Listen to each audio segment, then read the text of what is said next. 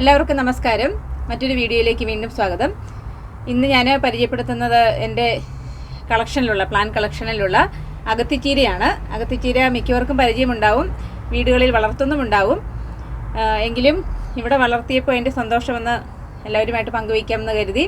സാധാരണ 2 കളറിലാണ് അഗത്തി ചീര കാണാറുള്ളത്, വെള്ളയും ചുവപ്പും. എൻ്റെ അടുത്തുള്ളത് ചുവപ്പാണ്. ഇത് ഞാൻ വിത്തിട്ടാണ് വളർത്തിയത്. 1 വർഷമെടുത്തു ഇത് പൂക്കാൻ.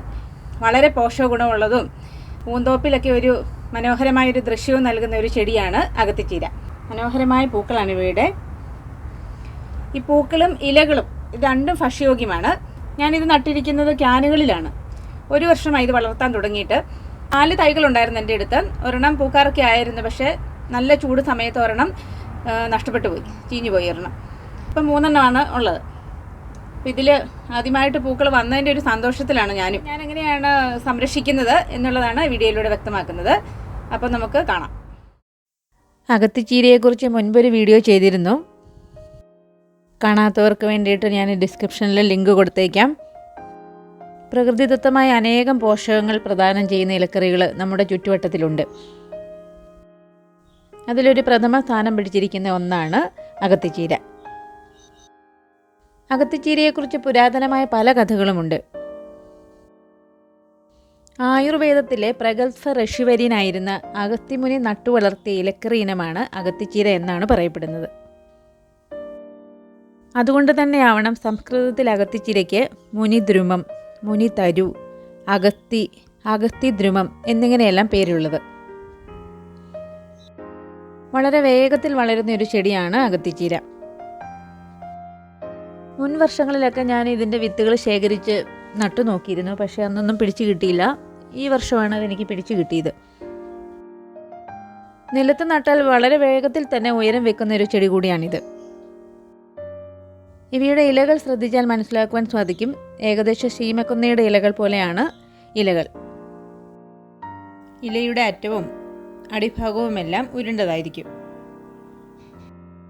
പൂക്കൾ വലിപ്പമുള്ളതാണെങ്കിലും ഏകദേശം മുരിങ്ങപ്പൂവിന് സമാനമാണ്. പൂമൊട്ടാകട്ടെ വളഞ്ഞ ആകൃതിയിൽ കൊന്നപ്പൂവിൻ്റെ മൊട്ടിന് സമാനവും.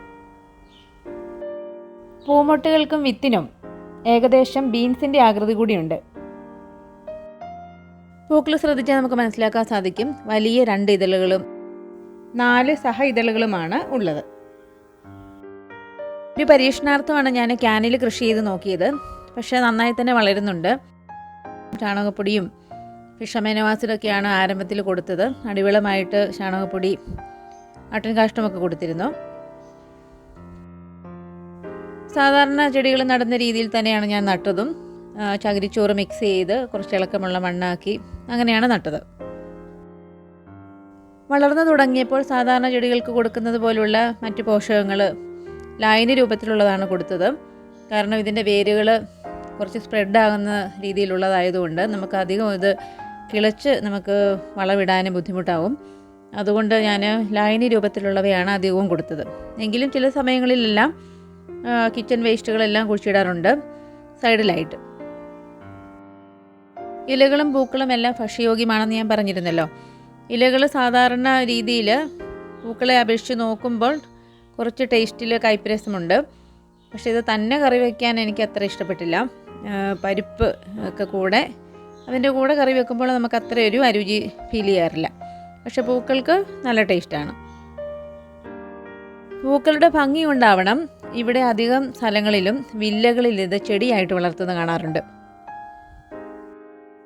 അതുപോലെ കോമ്പൗണ്ടുകളിൽ, ഗാർഡൻസ്, ഇവിടെ എല്ലാം കാണാറുണ്ട്. ബഹറിനിൽ സർവ്വസാധാരണമായിട്ട് കാണപ്പെടുന്ന ഒരു ചെടിയാണിത്.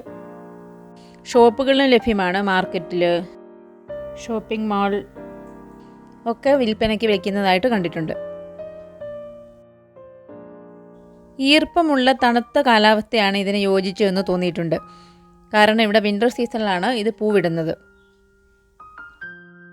ഇന്ത്യയുടെ പല ഭാഗങ്ങളിലും വാണിജ്യ അടിസ്ഥാനത്തിൽ ഇത് കൃഷി ചെയ്തു വരുന്നതായി പറയപ്പെടുന്നു. കേരളത്തിലും ധാരാളം വീടുകളിൽ ഈ ചെടി നട്ടുപിടിപ്പിക്കുന്നതായിട്ട് ഇപ്പോൾ കേട്ടുവരുന്നു. നല്ല നീർവാർച്ചയുള്ള മണ്ണിനൊപ്പം നല്ല സൺലൈറ്റും ഈ ചെടികൾക്ക് ആവശ്യമാണ്.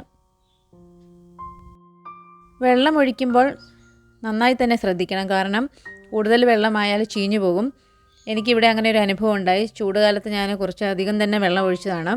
അതാവണം, അല്ലെങ്കിൽ ക്ലൈമറ്റിൻ്റെ പ്രശ്നങ്ങളായിരിക്കും. ഒരു ചെടി മുഴുവനായി തന്നെ ഉണങ്ങിപ്പോയി. ശ്രീലങ്കൻസ് അവരുടെ ഭക്ഷണക്രമത്തിൽ ഉൾപ്പെടുത്തുന്ന ഒരു പ്രധാനപ്പെട്ട ഇലക്കറി തന്നെയാണ് അഗത്തിച്ചീര. ഇവയുടെ വിത്തുകളും അവർ ആഹാരമാക്കാറുണ്ടെന്നുള്ളതാണ് അറിഞ്ഞത്. കൂടാതെ ഇതിന് മെഡിസിനൽ പ്രോപ്പർട്ടി കൂടിയുണ്ട് എന്നും പറയപ്പെടുന്നു. ഇലകളിൽ iron, calcium, magnesium, manganese, phosphorus എന്നിവയും, പൂക്കളിൽ വൈറ്റമിൻ സി, വൈറ്റമിൻ എ എന്നിവയും, കൂടാതെ വൈറ്റമിൻ കെ, സോഡിയം, ഫോളേറ്റ് ഇവയെല്ലാം അടങ്ങിയിട്ടുള്ളതായിട്ടാണ് പറയുന്നത്. തലവേദന, പനി, ചുമ, നൈറ്റ് ബ്ലൈൻഡ്നെസ് ഇങ്ങനെയുള്ള കുറേ അസുഖങ്ങൾക്ക് ഇതൊരു പരിഹാര മാർഗമായിട്ട് ആയുർവേദത്തിൽ പറയുന്നു. വ്രണങ്ങൾ ഉണങ്ങാൻ, അതുപോലെ അൾസറിന് ഒരു പ്രതിവിധിയായിട്ട് കൂടെ ഈ ചെടിയെ കരുതപ്പെടുന്നു. ഉദരവ്രണങ്ങൾ, അൾസറിനെ ശമിപ്പിക്കാൻ ഇവയ്ക്ക് കഴിവുണ്ടെന്നാണ് പറയപ്പെടുന്നത്. പ്രഷർ ഉള്ളവർക്കും ഷുഗർ ഉള്ളവർക്കുമെല്ലാം ഇതൊരു നല്ലൊരു ഔഷധമാണെന്നും പറയുന്നുണ്ട്. പ്രാചീന കാലങ്ങളിൽ മുനിവര്യന്മാർക്കിടയിൽ ഈ പൂക്കൾക്ക് വളരെയധികം പ്രാധാന്യമുള്ളതായിട്ടാണ് പറയപ്പെടുന്നത്. അവർ പൂജയ്ക്ക് മറ്റുമായി പൂക്കൾ ഉപയോഗിച്ചിരുന്നതായും കേൾക്കുന്നുണ്ട്. ഈ പൂക്കൾ വിരിയുന്നത് അഗസ്ത്യ സ്റ്റാർ ഡേ എന്നൊരു ദിവസമായിരുന്നു അത്രേ. അതുപോലെ ഓട്ടം സീസണിലായിരുന്നു ഇത് പൂവിടുന്നതും. അതുപോലെ തന്നെ അഗസ്ത്യ സ്റ്റാർ എന്നൊരു നക്ഷത്രം കാണുന്നത് മുതലാണ് ഇത് വളർന്നു തുടങ്ങുന്നതെന്നും പറഞ്ഞിരുന്നു. ആയുർവേദത്തിൽ ഇത് പല അസുഖങ്ങൾക്കും ഉപയോഗിക്കുന്നതായിട്ടാണ് കേട്ടുവരുന്നത്. ഉദാഹരണമായി ഡയേറിയ, ഡിസെൻട്രി, അതുപോലെ വയറിനുള്ളിലെ പലതരം ഇൻഫെക്ഷൻസ്, ഇൻഫ്ലമേറ്ററി ഡിസീസസ്, അതുപോലെ ബോൺ ഹെൽത്ത്. ഇത് കാൽസ്യം കണ്ടൻ്റ് ഉള്ളതിനാൽ ബോൺ ഹെൽത്തിനും ഇമ്മ്യൂണിറ്റി പവർ ഇൻക്രീസ് ചെയ്യുന്നതിനും എല്ലാം നല്ലതാണെന്ന് പറയുന്നു. നല്ലൊരു ആൻറ്റി ഓക്സിഡൻറ്റും ആൻറ്റി മൈക്രോബിയൽ പ്രോപ്പർട്ടി കൂടി ഇവയ്ക്കുള്ളതായിട്ടാണ് പറയുന്നത്. ശ്വസന സംബന്ധമായ പല അസുഖങ്ങൾക്കും, അതുപോലെ പനി, സൈനുസൈറ്റിസ് ഇവയ്ക്കുമെല്ലാം നല്ലതെന്ന് പറയുന്നു. Headache, migraine, night blindness, cataract, നിശാന്തത ഇവയ്ക്കുമെല്ലാം പ്രതിവിധിയായിട്ടാണ് ആയുർവേദത്തിൽ പറയുന്നത്. ഇതിൽ കാൽസ്യവും അയണും വൈറ്റമിൻസും എല്ലാം ധാരാളം അടങ്ങിയിരിക്കുന്നതിനാൽ ഓസ്റ്റിയോപോറോസിസ് അല്ലെങ്കിൽ ബലക്ഷയം ഇവയ്ക്കെതിരെയെല്ലാം ഇത് നന്നായി ഒരു പ്രതിവിധിയായി മാറുന്നു എന്നും പറയുന്നു. ചൂടിനെ പ്രതിരോധിക്കാൻ ഈ ചെടികൾക്ക് കഴിവുണ്ടെങ്കിലും ഞാൻ ചൂടുകാലത്ത് കുറച്ച് തണലുള്ളിടത്താണ് വയ്ക്കാറുള്ളത്. കാരണം ക്യാനിലൊക്കെ വളർത്തുന്നതുകൊണ്ട് നമുക്ക് പെട്ടെന്ന് മണ്ണ് ഡ്രൈ ആകുന്നതായിട്ട് ഫീൽ ചെയ്തിട്ടുണ്ട്. അപ്പം അങ്ങനെയുള്ള സമയങ്ങളിൽ കുറച്ച് തണലത്തേക്ക് വെക്കുന്നതാവും ക്യാനിൽ വളർത്തുന്നവർക്ക് നല്ലത്. ഒരുപാട് വലിപ്പമൊന്നും വച്ചില്ലെങ്കിലും നമുക്ക് ആവശ്യത്തിനുള്ളവ ശേഖരിക്കാനൊക്കെ ക്യാനിലെ കൃഷി മതിയാവുകയുള്ളതാണ്. അതുപോലെ ശ്രദ്ധിക്കേണ്ട ഒരു കാര്യം, വളം അധികവും ആവശ്യമില്ല, എങ്കിൽ കുറയുകയും ആവരുത്. ക്യാനിലെ കൃഷി ആയതിനാൽ നടുന്ന സമയത്ത് പകുതിയോളം മണ്ണ് ശേഖരിച്ചതിന് ശേഷം നട്ടാലാണ് നല്ലത്. പിന്നീട് വളർച്ചയ്ക്കനുസരിച്ച് മണ്ണ് കൂട്ടിക്കൊടുക്കാം. ഞാനിവിടെ കമ്പോസ്റ്റും ചാണകപ്പൊടിയും എല്ലാം ഇടയ്ക്ക് കൂട്ടിക്കൊടുത്തിരുന്നു. അതുപോലെ തന്നെ 5-6 ഇല പരുവത്തിലാണ് മാറ്റി നട്ടത്. കുറച്ച് വലുതായതിനു ശേഷം മാറ്റി നടുന്നതാണ് നല്ലത്, അല്ലെങ്കിൽ പെട്ടെന്ന് പോകാനുള്ളൊരു ചാൻസ് ഉണ്ട്.